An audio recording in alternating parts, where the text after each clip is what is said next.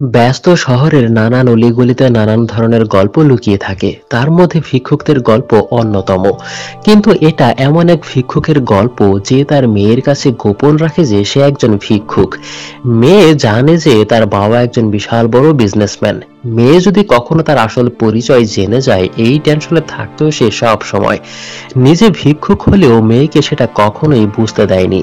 কিন্তু তার এই ভিক্ষাবৃত্তি একজন ভিক্ষুকের সংজ্ঞাও বদলে দিতে পারে। এই গল্পের শেষে বিশাল একটা ইন্টারেস্টিং টুইস্ট আছে, যেটা খুবই বিস্ময়কর। যা জানতে হলে পুরো ভিডিওটি দেখতে হবে। গল্পের শুরুতে ব্যস্ত ঢাকা শহরে গাড়ি ঘোড়া, নানান মানুষজনের আড়ালে লুকিয়ে থাকে হাজারো মানুষের গল্প। সেই গল্পগুলোর মাঝে ভিক্ষাবৃত্তিও অন্যতম। কিন্তু এই ভিক্ষুকদের গল্প কজন মানুষই বা জানে? অভাব অনটনে এসেছিল সে এই শহরে।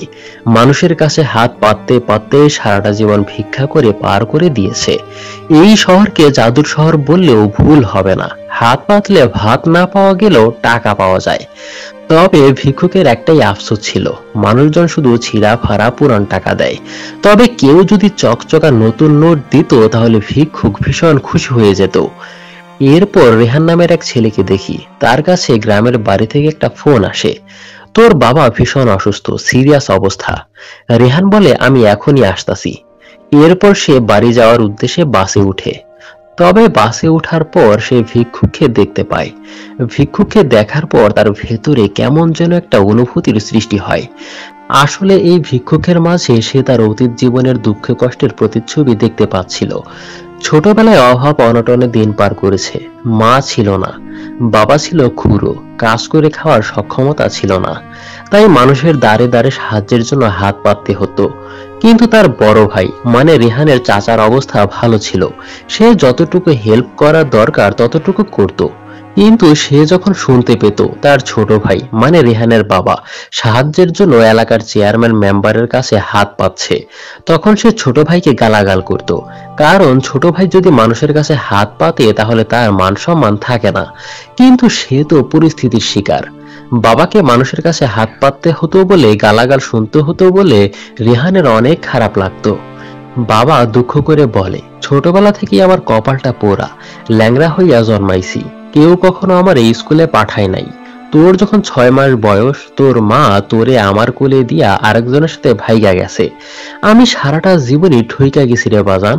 আমি মানুষের কাছে হাত কেন পাতি জানোস? যাতে করে তোর কারো কাছে হাত পাততে না হয়। আমি মূর্খ ছিলাম, কিন্তু তোরে আমি সেইটা হইতে দিব না। তুই একদিন মাথা উঁচু করে দাঁড়াবি, মাথা উঁচু করে বাঁচবি, এইটাই আমার শান্তি।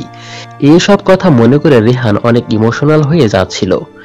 এরপর সন্ধ্যার পর রেহান যখন বাড়িতে আসে, তখন সে তার বাবাকে জীবিত অবস্থায় আর দেখতে পায় না। মনের মধ্যে অনেক দুঃখ কষ্ট নিয়ে বাবার জানাজা দাফনের কাজ শেষ করে। আপনজন বলতে তার আর কেউ রইল না।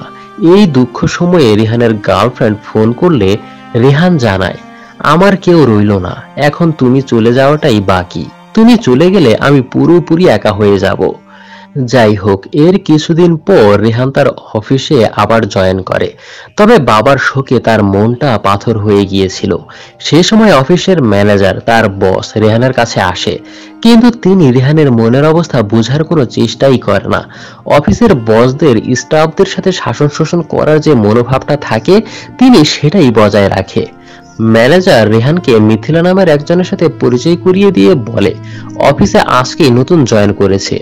অফিসের সমস্ত কাজ কিভাবে স্কিল ডেভেলপ করতে হয় এসব মিথিলাকে তুমি বুঝিয়ে দেবে। তখন রেহান বসকে বলে, স্যার আমার ওই কাজটা। বস বলে, পরের মাসে দেখব।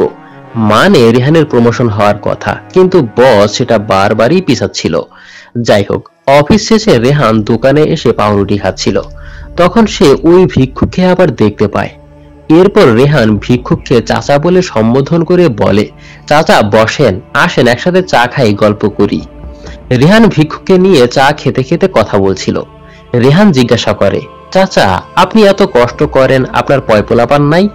ভিক্ষুক বলে, দুঃখের কথা আর কি কই, খোদায় এক মাইয়া দিছিল, না পারছি তারে ভালো খাওয়াইতে, না পারছি পড়াইতে। বিয়া শাদী দিলেই শেষ, পরের ঘরে গেলে কি আর আমার কথা মনে করব? তোমার মতো একটা ছাওয়াল থাকলে বুইরাকালে তাও দেইখা রাখতো। কিছুক্ষণ ভিক্ষুকের গল্প শোনার পর রেহান বলে, চাচা আমার হাতে আর সময় নাই, আরেকদিন আপনার সাথে গল্প করব। ভিক্ষুককে 100 টাকা দিয়ে রেহান চলে যায়। পরের দিন ভিক্ষুকের সাথে রেহান আবার দেখা করে, তবে আজকে রেহানকে চিন্তিত দেখে ভিক্ষুক বলে, তোমার এমন দেখা যাচ্ছে কেন বাজান? রেহান বলে, আমার অফিসের ম্যানেজারের সাথে রাগারাগি করছি, মুখের ভাষা তার খুবই খারাপ, মিথ্যা কথা বলে আর ঘুষ খায়। অফিসে নতুন এক মাইয়া আনছে, কাজকর্ম কিছুই পারে না। কিছুক্ষণ পর পর ম্যানেজার মাইয়ারে তার অফিসে ডাকে, বিষয়টা খুবই সন্দেহজনক। রেহান এভাবে প্রতিদিন ভিক্ষুকের সাথে দেখা করত, গল্প করত এবং যাওয়ার সময় তাকে টাকা দেওয়া যাইতো। এরপর একদিন ভিক্ষুক রেহানকে বলে, শোনো বাজান, জীবনে সুখী হইতে বেশি কিছু লাগে না, 3টা জিনিস লাগে, এবার একটা বিয়ে করে ফেলো। লজ্জা পেয়ে রেহান বলে, কি কোন চাচা? ভিক্ষুক বলে, এরপর লাগে মাত্র 2টা জিনিস, প্রথমটা হইল চাল ডাল নুন, এরপর নামতা। রেহান বলে, নামতা? ভিক্ষুক বলে, 2 অক্কে 3, মানে বিয়ের পর 2 থেকে 3 জন হবেন, তারপর 4 জন, এটাই নামতা। কথাটা রেহানের কাছে খুবই ইন্টারেস্টিং লাগে, তাই সে এই কথাটা গার্লফ্রেন্ডের সাথেও শেয়ার করে। পরের দিন আবারও ভিক্ষুককে দেখতে পাই, তবে এই মুহূর্তে ভিক্ষুকের আসল পরিচয়, তার সত্যিকারের লাইফস্টাইল দেখে রীতিমতো চমকে যাবেন। সে সন্ধ্যার পর নামি দামি একটা ফ্ল্যাট বাসাতে প্রবেশ করে। বাসায় যাওয়ার পর সে তার মাথা থেকে তার নকল চুল খুলে ফেলে, ফ্রেশ হয়ে ভিক্ষুকের পোশাক খুলে দামি পোশাক গায়ে পরে, শরীরে স্যান্ট মারে। এই ভিক্ষুক আসলে কোটিপতি। ছোটবেলা থেকে ঢাকা শহরে ভিক্ষা করতে করতে আজ সে কোটিপতি হয়ে গেছে। ভিক্ষা করাটা তার কাছে একটা বিজনেস, চলাফেরার জন্য নিজস্ব প্রাইভেট কার নিয়ে সে চলে। ভিক্ষার আড়ালে লুকিয়ে থাকে তার আসল পরিচয়, আসল লাইফস্টাইল, যেটা কেউ জানে না। এরপর সে তার আরেক ফ্ল্যাটে যায়, যেখানে পরিবার নিয়ে থাকে। বাসায় গিয়েই মেয়েকে দেখতে পায় সে। মেয়ে হোস্টেলে থেকে ভার্সিটিতে পড়াশোনা করে, বাবাকে সারপ্রাইজ করার জন্য হুট করে চলে এসেছে। এরপর বাবা মাকে সাথে নিয়ে রাতে একসাথে ডিনার করতে বসে। খাওয়া দাওয়া শেষ হলে ভিক্ষুকের স্ত্রী রোজিনা স্বামীকে বলে, মেয়ের সাথে বেশি হিসাব কিতাব কইরো না, পরে একটু বেশি বেশি আদর যত্ন দিয়েই রাখতে হইব, যাতে কোনোদিন আমাদের আসল পরিচয় যায় না গিয়া আমাদের আবার ছেড়ে না যায়। ভিক্ষুক বলে, কোনোদিনও জানবো না, আমার সব কিছু হিসাব করা, তুমি চিন্তা কইরো না। ঠিক তখনই ভিক্ষুকের কাছে একটা ফোন আসে। ভিক্ষুকের ম্যানেজার বলে, এলাকায় নতুন একটা পোলা আইছে, কিন্তু ভিক্ষা করে কালেকশন দিতে চায় না। এরপর সে নিজেই পোলাটার সাথে কথা বলতে চলে আসে। পোলাটারে সে বলে, তুই বলে কালেকশনের টাকা দিবি না? পোলাই কয়, আমি ভিক্ষা করে আপনারে কেন টাকা দিমু? এর উত্তরে সে বলে, কেন টাকা দিবি জানতে চাস? একদিন আমিও তোর জায়গায় ছিলাম, সারাদিন ভিক্ষা করতাম। এরপর হঠাৎ কয়েকজন আইসা কমিশন চাইতো, কিন্তু দিতে না চাইলে তারে ধইরা নিয়ে গেছিল শামসুল ভাইয়ের কাছে। এই শহরে ভিক্ষা করতে হইলে তার পারমিশন লাগবে এবং কমিশন দিতে হইব, কিন্তু সে টাকা দিতে চায় নাই বইলা তার পা থেকে এক টুকরা মাংস কাইটা বাইরে ঝুলাই রাখছিল, যাতে করে অন্যান্যরা সাবধান হয়ে যায়। কমিশনের টাকা না দিলে কি পরিণত হবে এটা বোঝার জন্য। সেই কাটার দাগ সে পোলাটারে দেখায়, তখন ছেলেটা ভয় পেয়ে যায়। এরপর ভিক্ষুক বলে, এই জাহাঙ্গীর ফকিরে কালেকশনের টাকা দিতে হইব, নইলে তোর পরিণতি খারাপ হবে। এরপর সে ম্যানেজারে আলাদা ডাইকা নিয়া বলে, ইদানিং কালেকশনের টাকা খুব কম আইতাছে, আমি কিন্তু এখনো রাস্তায় নামি, কোন জায়গা থেকে কত সময়ে কত টাকা আইতাছে সবকিছু আমার জানা, তাই আমি ধরার আগে তুই শুধরায়া যা। পরের দিন রেহান অফিসের ম্যানেজারের সাথে কথা বলে, স্যার আমার প্রমোশনের ব্যাপারটা 6 মাস অপেক্ষা করতে বলছিলেন, সেখানে 1 বছর হয়ে গেল। ম্যানেজার বলে, তোমার যে চাকরি আছে এটাই তো অনেক, আমি তোমাকে সাবধান করার জন্যই ডেকেছি। অফিস শেষে রেহান আবার সেই ভিক্ষুকের সাথে চা খেতে খেতে কথা বলে। ভিক্ষুকের আবার সেই আগের মতোই প্রশ্ন, তোমারে এমন দেখা যাইতেছে কেন বাজান? রেহান বলে, অফিসে একটু ঝামেলা হয়েছে। রেহানের বারবার সিগারেট খাওয়া দেখে ভিক্ষুক বলে, আচ্ছা বাবা, তুমি কবে থেকে সিগারেট খাও? রেহান বলে, এসএসসির সময় থেকে, প্রায় 10 বছর ধরে। আপনি খাবেন নাকি? ভিক্ষুক বলে, না, নিজের কষ্টে টাকা দেওয়া ফুসফুস পরামু। আচ্ছা তুমি দিনে কয় টাকার সিগারেট খাও? রেহান বলে, 200 টাকার। তাইলে মাস শেষে বছর শেষে কত টাকার সিগারেট খাও? রেহান বলে, বছর শেষে তাইলে 72,000 টাকা খরচ হয়। ভিক্ষুক বলে, এত কষ্টে টাকা দেয়া তুমি কলিজা পোড়াও, বাজান সিগারেট খাওয়া ছাইরা দাও। রেহান বলে, আমার বাবাও ঠিক এভাবেই বলতো, জান চাচা, আপনারে কথা দিলাম, আজ থেকে সিগারেট খাওয়া ছাইরা দিলাম, এই নেন টাকাটা রাখেন। তবে আজকে রেহান চকচকা 20 টাকার নোট দিয়েছে বলে ভিক্ষুক ভীষণ রকমের খুশি হয়। যেমনটা আমরা ছোটবেলায় কেউ চকচকা টাকা সালামি দিলে খুব খুশি হয়ে যেতাম, বিষয়টা রেহান খেয়াল করে। তাই সে বলে, চাচা এর আগে আপনারা 100 টাকা দিছি, 500 টাকা দিছি, কিন্তু কখনো তো এত খুশি হন নাই, আজকে এত খুশি কেন? চাচা বলে, আসলে নতুন নোট পাইলে খুব ভালো লাগে, সবাই তো শুধু সিরাফারা পুরান টাকা দেয় তাই। সেদিন রাতের বেলা ভিক্ষুক বাসায় ফিরে এসে তার মেয়ে এলমার দিকে তাকিয়ে তাকিয়ে হাসছিল। দেখতে দেখতে মেয়েটা আজ কত বড় হয়ে গেছে। বাবার হাসি দেখে এলমা বুঝে যায়, তুমি কি বলতে চাচ্ছ, প্লিজ বিয়ে শাদীর কথা বইলো না, যখন বিয়ে করার দরকার হবে আমি নিজে তোমাকে বলবো, দরকার হলে ছেলে ঠিক করে নিয়ে আসবো। বাবা বলে, তাইলে তো আমার টেনশন মেলা কইমা যায়। পরের দিন অফিসে রেহান মিথিলাকে কাজ শেখাচ্ছিল, কিন্তু কাজের মাঝে হঠাৎই ম্যানেজারের রুমে বারবার চলে যেত। রেহান সবকিছু বুঝেও কিছু বলে না। অফিস শেষে আবার ভিক্ষুকের সাথে রেহান চা খাচ্ছিল। তবে আজকে রেহান মজা করে ভিক্ষুক চাচার সাথে একটা ভিডিও করতে নেয়, কিন্তু ভিডিও করা দেখে ভিক্ষুক বলে, না না বাজান, এসব কইরো না, এসব আমি একদমই পছন্দ করি না, মুইসা দাও এগুলা। রেহান বলে, আচ্ছা ঠিক আছে, আমি ডিলিট করে দিমু পরে। রাতের বেলা ফিরে ভিক্ষুক স্ত্রীর সাথে মেয়েকে নিয়ে কথা বলছিল। মেয়েকে ছোটবেলা থেকে হোস্টেলে রেখে পড়ালেখা করার অন্যতম কারণ হচ্ছে, মেয়ে যদি তাদের সাথে থাকে তাহলে তার ভিক্ষুক পরিচয় মেয়ে জেনে যেতে পারে। তাই বিষয়টা নিয়ে ভিক্ষুক টেনশন করত। এবার সে চিন্তা করেছে মেয়েকে বিদেশ পাঠিয়ে দেবে। এই কথা শুনে স্ত্রী রাগ করে বলে, তাইলে ওর সাথে আমারেও পাঠাইয়া দিও। এই বলে রাগ করে চলে যায়। পরের দিন রেহানের অফিসে আসতে একটু লেট হয়ে যায়। ম্যানেজার বলে, এ আর নতুন কি, তোমার আজকে থেকে আর আসতে হবে না, তোমার জায়গায় আজ থেকে মিথিলা বসবো। তুমি অফিসের ছোট স্যারের সাথেও নাকি বেয়াদবি করছো। রেহান বলে, সে রাত 2টায় মেইল দিয়ে কাজ করতে বলে, দুদিন পর পর তার এইসব কাজ মানা যায়? ম্যানেজার বলে, রাত 2টায় কেন, 4টায় করতে বললেও করতে হবে। রেহান রেগে গিয়ে বলে, এই যে নতুন মিথিলাকে আনছেন না, তার রাত 2টায় কেন, 3টা 4টায়ও সে বাসায় পৌঁছে যাবে। তার তো কোনো যোগ্যতাই নাই, কিছুক্ষণ পর পর রুমে গিয়ে এক্সট্রা সার্ভিস দিয়ে চাকরি পেয়েছে, সেটাকে আমি বুঝি না। মেয়েটার চরিত্র নিয়ে কথা বলায় মেয়েটা তাকে চর মারে। রেহানের চাকরি চলে যায়। তাই এই দুঃখের কথা ভিক্ষুকের সাথে সে শেয়ার করছিল। চাকরি চলে গেছে, তাতেও কোনো সমস্যা নেই, কিন্তু রাগের মাথায় আমি অনেক আজে বাজে কথা বলে ফেলছি। সব সময় চোখে যা দেখা যায় তা সব সময় সত্য নাও হতে পারে। আপনার একটা মেয়ের কথা বলছিলাম না, মিথিলা, আসলে ম্যানেজার হচ্ছে মিথিলার আপন চাচা, এটা সে পরে জানতে পারছে। আমার অমন আচরণ করা মোটেও ঠিক হয় নাই। ভিক্ষুক বলে, চোখ যেটারে সত্য বলে সেটারই বা মিথ্যা বলবা কি করে, মন খারাপ কইরো না।